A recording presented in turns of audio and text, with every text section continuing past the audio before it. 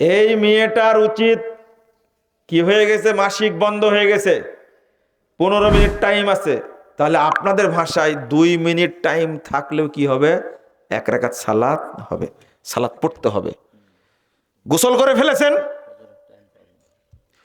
গোসল করে ফেলেছেন, মাগরিব হয়ে গেছে, গোসল করলেন, হোক মাগরিব, কাজা পড়বেন কয় ওয়াক্ত? 2 ওয়াক্ত। জহর 4 রাকাত, আসর 4 রাকাত। আপনার প্রশ্ন যে যখন আচ্ছা আসরের না টাইম 1 মিনিটের মতো ছিল, মেনে নিল আসর পড়া যাবে, জহরের টাইম তো ব্লিডিং হচ্ছিল, কি হচ্ছিল, তাই না? জহর পড়বো কেন? জহর আর আসর এমন একটা সালাত, 1 ওয়াক্তের সাথে আর 1 ওয়াক্ত পড়া, ও যে পড়ে অভ্যস্ত করার কথা না তো, কারণ ও রোগ হয়, স্রাব হয়, তখন কি করে, জহরও পড়ে, আবার কি জহরের টাইম আসর পড়ে নাই, জহর পড়তে না পারলে আসরের টাইম এসে জহরও পড়ে, আবার কি আসরও পড়ে।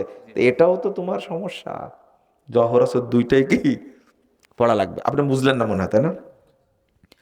রাত 12টায় মাসিক বন্ধ হয়েছে, কয়টায়?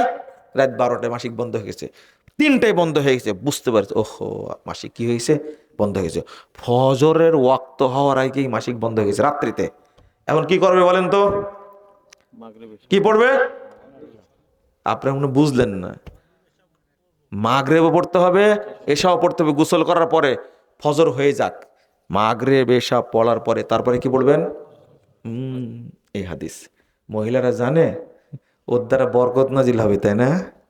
হ্যাঁ, যত বড় বড় শয়তান সব বাড়িতে আসবে। আল্লাহ তুমি আমাকে বুঝার তৌফিক দাও, আমাদের বুঝার তৌফিক দাও। আল্লাহ মা বোনদেরকে তুমি হেদায়েত দান করো। নামাজ কি ছেড়ে দেবেন নাকি? আর কোনোদিন ছাড়বেন না, বলেন ইনশাআল্লাহ। ইনশাআল্লাহ বলেন। আর যেন কোনোদিন সালাত না ছাড়ে। 100 ভাগ নামাজি লাগবে সমাজে, 100 ভাগ।